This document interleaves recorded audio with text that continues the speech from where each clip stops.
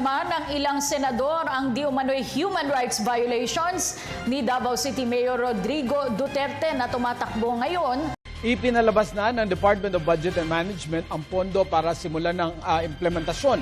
Sa ibang balita, agad na naibalik ang operasyon ng Philippine National Railways matapos madiskaril ang isang tren nito kaninang umaga. Magbibigay na rin ng tulong ang Philippine Health Insurance Corporation.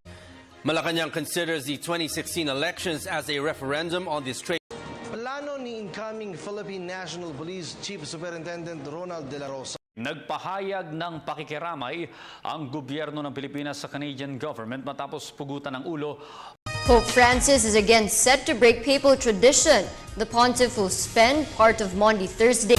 Meanwhile, the U.S. Embassy pledged full cooperation with Philippine law enforcement authorities in every aspect of the investigation. Formal nang inendorso ni President Barack Obama ang kandidatura ni presumptive Democratic presidential nominee. Almighty God, our Father, bless this wonderful nation. Protect us from physical and spiritual war, from fear and confusion, from separation and division. Be present to our leaders.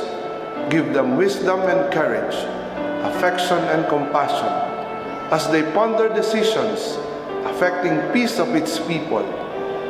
Make us more deeply aware of our beginnings, remembering not only our rights, but also our duties and responsibilities as a citizen. Make this nation, the pearl of the Orient Seas, to be a great place again.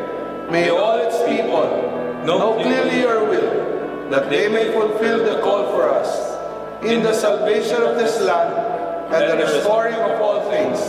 In the name of your Son, Jesus Christ, our Lord and Savior. Amen. Kung nasa ng balita, ikaw at ang Liga ng Katotohanan magkasama sa pagbabalitang walang kinikilingan. Walang pinoprotektahan, walang kasinungalingan, serbisyong totoo pa lamang. Ako pa si Becky Morales. Ako naman Arnold Clavio.